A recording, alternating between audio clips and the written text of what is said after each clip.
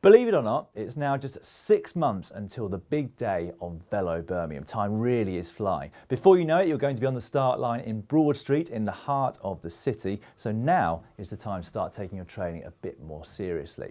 Now, the organisers recently released details of the route, and it's a real cracker. You're on for a treat on the day. Over the course of the 100 miles, you'll be dealing with a little under 2,000 metres of climbing. That includes the St Kenelm's Pass, which comes on the run into home. But earlier than that, you'll be on Stanford Bank Hill, which is where the king and queen of the mountains is going to be located. So that means it's now time over the next couple of months to focus a bit more on your climbing, which really is quite simple. I'll give you a couple of suggestions now. The first is a proper hill climbing session, an interval session in fact. Find a local climb which is around about 5 minutes in duration and do 6 to 8 repeats up it at a good solid tempo. Have around 5 minutes of easy riding between each and make sure you're getting a good warm up before and a good cool down afterwards. Alternatively, you could design a route local to you which incorporates quite a bit of climbing. On the climbs, focus on going harder and take things steadier than normal in between the climbs. And also try to focus on some of your techniques, so things like cadence. Make sure you're not grinding up the climbs too much, and also make sure you focus on your pacing. So start each climb at a pace that you know that you're going to maintain all the way up it. That way you'll even be able to increase your power as you get towards the top.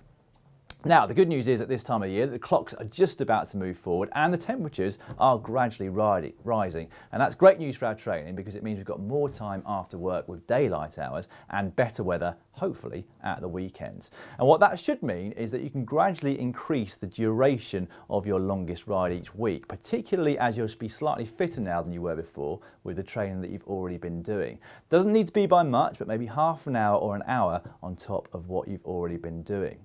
Another suggestion I'm going to make is to keep your eye out for any local events, such as group rides or maybe even a smaller sportive that you can take part in. If you do a smaller sportive, it's going to get you used to riding in a group and also get you used to eating and drinking whilst you're on the bike, which is really important. So have a look around and see if there's any events that are around about 50 or 60 miles in length. So, this is the time of year to start taking things more seriously, focus a bit on your climbing, increase the duration of your longest ride each week, but also keep things fresh. Don't do the same sessions week in, week out. If you try to change them about each week, you're going to stay lots more motivated. Now, we've got a couple of videos which we think you might like to watch right now. If you look in the top corner up there, you will see a recent one that we did entitled Climbing Made Easy, or in the bottom down there is an experiment we did last summer on how much difference body weight makes to climbing. And it really was quite a big difference.